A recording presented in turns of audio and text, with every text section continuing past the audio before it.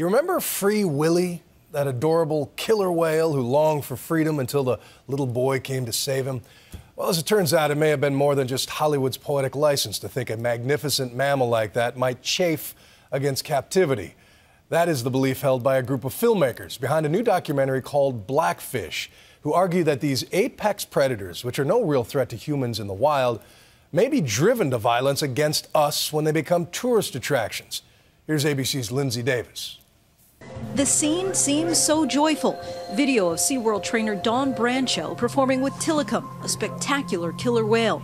She feeds him, plays with him, bonds with him as they lie down together in shallow water. And then something goes terribly wrong. This whale grabbed her, pulled her in the water. Tilikum, the 12,000-pound, 22-foot-long killer whale, kills the 40-year-old trainer, igniting a controversy that's still playing out today. I didn't understand why a killer whale would essentially bite the hand that feeds it. She was, his trainer. So, presume that they had this loving bond. Gabriella Copperthwaite is a filmmaker whose latest documentary, Blackfish, examines just how Tilikum and Brancho arrived at that fateful moment 3 years ago, and raises the question, should killer whales be held in captivity? One of the things that shocked me the most was how violent and prolonged it was. That is the stuff of nightmares. Brancho's death was particularly shocking because she was one of the most gifted and experienced trainers at SeaWorld. Dawn was the poster child for SeaWorld. She's beautiful. She's blonde. More than all of that, she was a top trainer. But should this incident have been a surprise? There have been 4 deaths involving killer whales in captivity, and Tilikum has been associated with 3 of them. For someone who's never met him and never spent any time with him, how would you describe him? Well, I always thought Tilikum was a real puppy dog. It kind of shows you how naive I was. Tilikum is the patriarch of roughly half of all the killer whales at SeaWorld parks.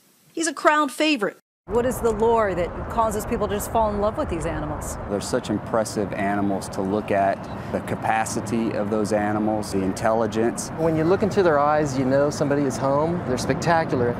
In the wild, the animals live in rich, tightly bound communities. They live in these big families, and they have lifespans very similar to human lifespans, but the adult offspring never leave their mother's side.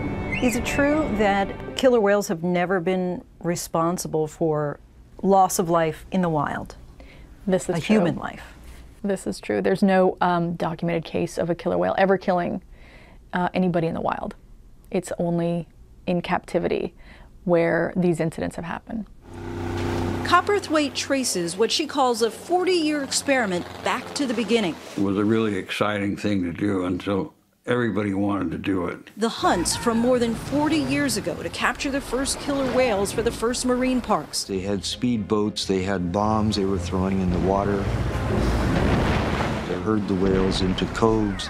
The animal's intelligence was readily apparent. The adults without young went east into a cul-de-sac, and the boats followed them, thinking they were all going that way, while the mothers with babies went north. But the capture teams had aircraft, and they have to come up for air eventually, and when they did, the capture teams alerted the boats, and then they had fishing boats with seine nets that they would stretch across so none could leave, and then they could just pick out the young ones. The hunt separated young killer whales from their mothers, destroying their social connections. This is the worst thing that I've ever done. When he was about 2 years old, Tilikum was captured off the coast of Iceland in 1983. He's sort of taken from his mother at this very young age. And then he's dumped in this park called Sealand of the Pacific and is beat up on consistently. At night, Tilikum and the 2 other killer whales were kept in a holding pen just 20 feet across and 30 feet deep. They were immobile for the most part. It didn't feel good. It just didn't. Closing that door on him and knowing that he's locked in there for the whole night is like, it's a staff. It's a, whoa. It was at Sealand of the Pacific in 1991 that Tilikum was responsible for the death of a trainer for the first time. The whale grabbed her back foot and pulled her under. It was the very next year that Tilikum arrived at SeaWorld in Orlando, to the delight of tourists who knew nothing about his past. But in 1999, a second death when a park visitor managed to stay after the park closed. What happened next is unclear. The next morning, he was found draped across Tillicum's back, dead from hypothermia. It's not known what role, if any, Tillicum played in his death. But fatalities aren't the only concern.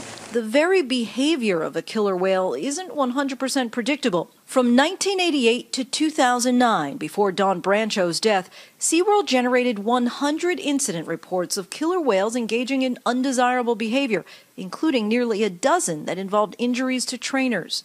Swimming with 8,000-pound killer whales, as a human being, our bodies are not designed to do that. But then you would also have injuries related to aggression with the whales for sure. In one incident, the trainer made the mistake of putting her foot on and off a killer whale. Watching the video, knowing Orchid, your stomach drops because you know what's probably going to happen. She grabbed her foot. You see her just ripped from the gate. You hear her just scream out, "Somebody help me."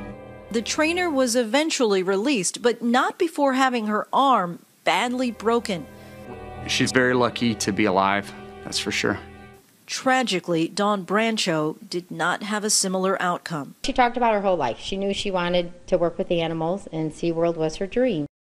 We embarked on this sort of 40-year experiment here, the marine park experiment. But I think the results of this 40-year experiment are that we can just never, ever truly give them what they need. And that it's actually very dangerous for us to try. The government agreed. In the wake of Brancho's death, OSHA undertook an investigation of the incident and ordered SeaWorld to keep trainers further away from killer whales, even placing them behind barriers, ending the intimate and dramatic acrobatic work that once thrilled audiences. SeaWorld continues to appeal the decision and says OSHA has a fundamental misunderstanding of how to properly and safely care for and work around these animals. SeaWorld says they were deeply saddened by the death of Brancho and that since 2010, the company has voluntarily implemented significant changes to the training protocols for its killer whale program that have proven to be safe and effective. SeaWorld believes that marine parks play a crucial role in society. Displaying marine mammals like killer whales provides an invaluable educational resource to the public.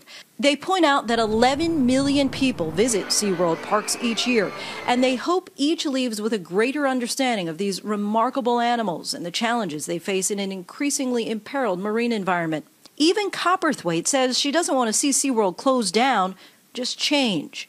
I think that they have the financial resources to be able to sort of shift this whole marine park circus-like environment into one of education. With summer's arrival, thousands of visitors will be coming to SeaWorld in Orlando, thrilled at the sight of Tillicum performing in captivity, as he has for the past 21 years. For Nightline, I'm Lindsay Davis in New York. Blackfish is running as part of the American Film Institute's AFI Docs Film Festival in Washington, D.C. That festival celebrating excellence in documentary filmmaking and storytelling with a range of documentary showings and discussions through the weekend. And Blackfish opens in select theaters in New York and L.A. on July 19th. Our thanks to Lindsay for bringing us that.